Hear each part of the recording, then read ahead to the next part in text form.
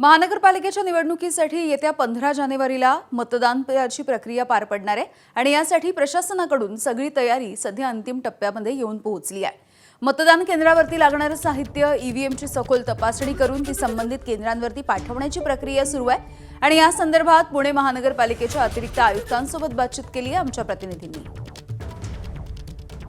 आता आपण पुण्यातील गणेश कला या ठिकाणी आहोत। इथं जर आपण बघितलं तर ईव्हीएम मशीन्स जे आहेत ते पूर्णपणे इथं सील केले जात आहेत। वेगवेगळे मतदान केंद्रावर त्यांना पाठवलं जात आहे, चेक केले जात आहेत आणि अशा पद्धतीने पुण्यामध्ये जेवढे मतदान केंद्र असतील ते सगळे मशीन्स इथूनच चेक करून पाठवले जात आहेत आणि मोठी यंत्रणा या ठिकाणी आपल्याला सज्ज पाहायला मिळते।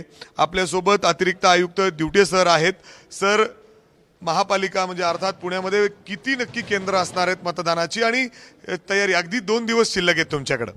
पुणे महानगरपालिका ही राज्यातील मुंबई महापालिकेनंतरची एक मोठी महानगरपालिका आहे। त्यामुळे मुंबईनंतर सर्वात मोठे मतदान केंद्रांची संख्या असणारी ही आपली पुणे महानगरपालिका आहे। 4011 मतदान केंद्र या 2026 मध्ये 15 तारखेला होणाऱ्या इलेक्शनसाठी निश्चित करण्यात आलेले आहेत आणि त्यासाठी लागणारे ईव्हीएम अर्थात कंट्रोल युनिट आणि बॅलेट युनिट याची संख्या देखील खूप मोठ्या प्रमाणावर आपल्याला इथं तयारी केलेली आहे ते दिसून येईल।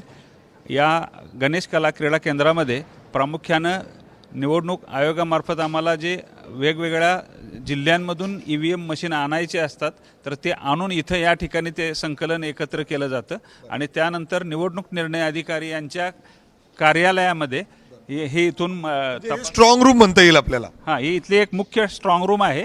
परंतु इथं आत्ता कोणतेही बॅलेटचा इथं फिक्सिंगचं काम इथं होत नाही। बॅलेटचं फिक्सिंगचं काम हे आरओनच्या स्तरावर सुरू आहे, तर तिकडे हे पाठवण्याचं काम आत्ता सुरू आहे हे ईव्हीएम।